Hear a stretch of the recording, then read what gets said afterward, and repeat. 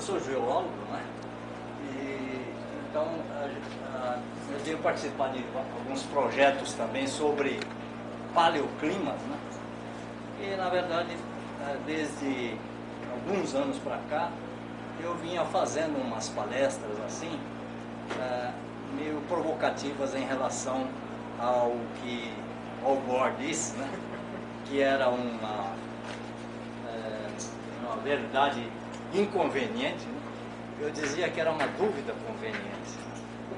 E aí nesse ínterim chegou às mãos assim um convite para que eu, se estivesse interessado, traduzisse um livro que tinha acabado de sair no Japão, que saiu em 2008. Aí isso foi em meados do ano passado. Eu traduzi e aí a pessoa que me mandou o livro, que não é o autor, né? Então ele está traduzindo inclusive o livro para o inglês. Aí no início de dezembro, a edição em português saiu. A dele em inglês, que ele começou antes, não saiu. Então ele estava dizendo, como é que você conseguiu, não sei o quê. Porque o autor, ele não responde os e-mails, ele se solicita, não responde. Então eu não sei o que ele tem, eu não conheço o autor. Então eu estou sofrendo com isso daí um pouco, porque na verdade eu traduzi um segundo livro que ele me mandou até, né? Mas eu não sei qual é o problema, porque eu nem conheço o autor, né? Que ele é de Tóquio, e essa pessoa com quem eu estou me correspondendo, que ele me manda direitinho assim, ele fica em Osaka, que são 500 quilômetros, né? De Tóquio a Osaka, são 500 quilômetros, né? Bom, 2 horas de trem, né? Mais ou menos. E, bom, então, vamos falar. Inicialmente gostaria de mostrar assim, já que na verdade é uma.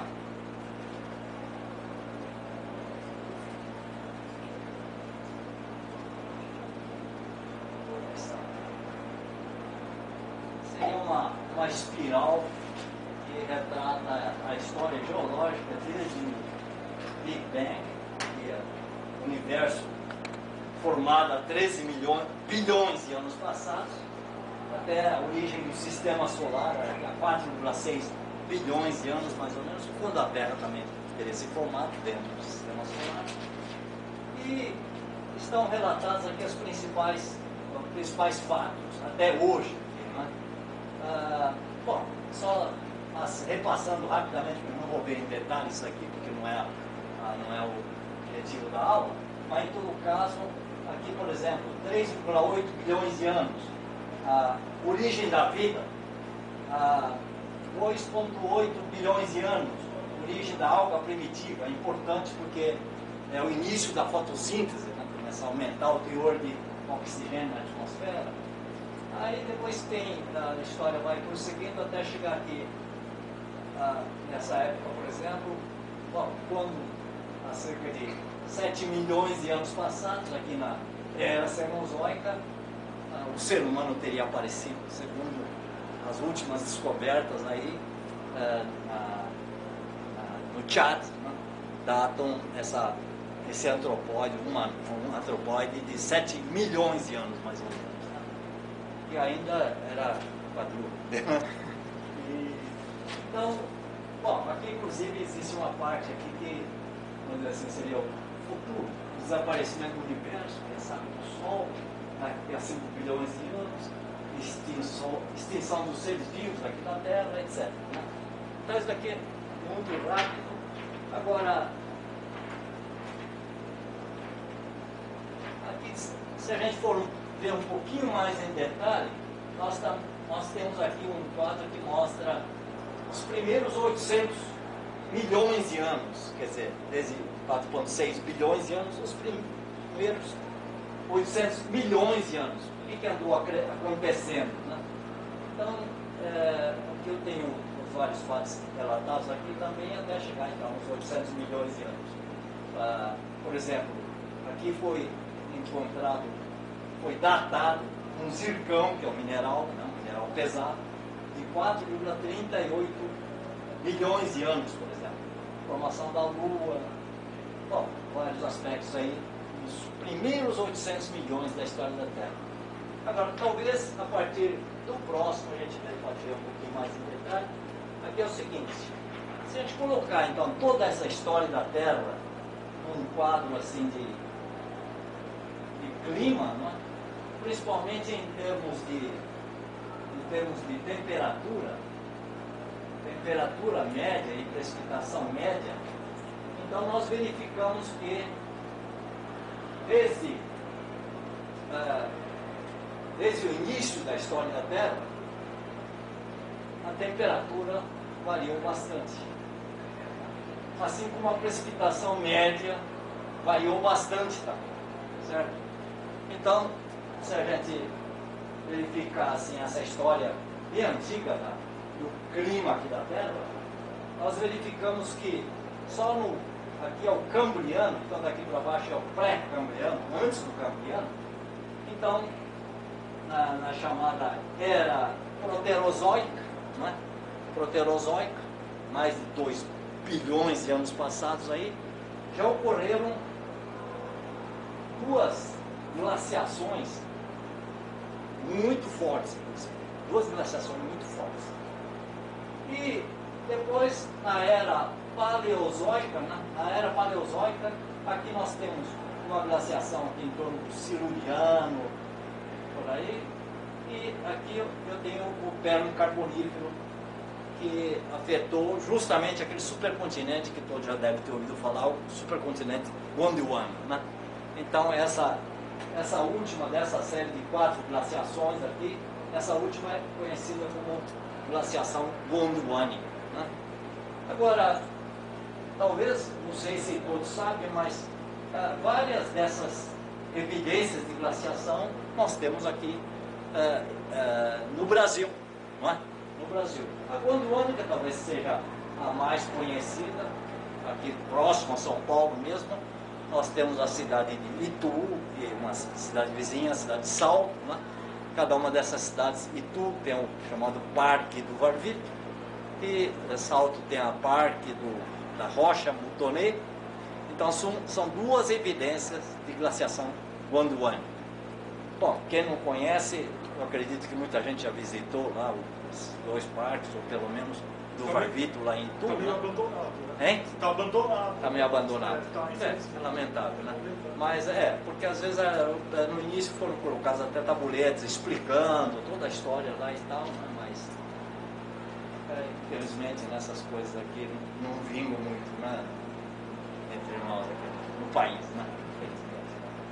Bom, agora essa glaciação siluro, ou em parte siluro-ordoviciana, então era paleozoica, mas mais antiga do que a glaciação gondwanica, essa tinha sido mencionada há muito tempo, talvez mais de 50 anos passados, aí por um professor, acho que ele era professor de geografia, de geomorfologia, alemão, o Reinhard Mark, lá no Paraná. Então, lá perto de Castro, ele tinha descoberto um sedimento que ele atribuiu a uma fase glacial e que seria anterior a essa gondwanica, né? Então, ela era muito mal conhecida, essa glaciação anterior à gondwanica. Só que, bom, não sei quanto tempo, um pouco mais de uns 10 anos passados, um pouquinho mais, o Paulo, Mário Assini, que é professor aqui do Instituto de Geociências da Unesp, em Rio Claro, ele fez uma tese de doutorado que ele defendeu aqui no Instituto de Geociências da USP, e ele estudou justamente essa glaciação aí, essa que seria a siluro-ordoviciana, paleozoica, mais antigo do que a gondwanica, né? Então, parece que ele encontrou, eu não conheço esse trabalho, quem estiver interessado, acho que deve haver um exemplar na biblioteca do Instituto de Geociências, porque ele defendeu aí, né?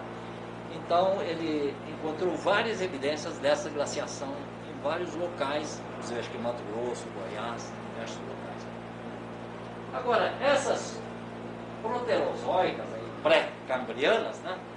Essas, eu conheço um dos locais, por exemplo, que existe um provável sedimento Agora, como existem duas fases, né? Eu não sei se é essa ou dessa. Talvez as idades não estão ainda bem estabelecidas. Mas é lá no interior da Bahia, na Chapada Diamantina. A Chapada Diamantina tem uma cidade chamada Morro do Chapéu, não sei se todos conhecem, 400 e poucos quilômetros de Salvador, né? Então nesse local existe a chamada formação Bebedouro, que é assim, que é um diamictito. Bom, não sei se todos conhecem esse termo, porque diamictito seria uma rocha com muitos seixos, alguns seixos inclusive estriados pela estria glacial, pelo transporte glacial, e tem muita matriz arenosa, silvico-argilosa, quer dizer, então muita matriz. Os seixos não tocam entre si, assim, né? Então esse tipo de material assim seria um conglomerado com muita matriz, né? E contendo até seixos estriados. É chamado de formação Bebedouro. Então esse seria um provável tilito, que é um diamictito glacial, né? Diamictito glacial, então ocorre lá próximo ao Bebedouro. Então essa glaciação, por exemplo, existem algumas, acho que dissertações de mestrado, uma tese de doutorado lá do pessoal de Salvador, que andou fazendo uns trabalhos nessas evidências dessa glaciação.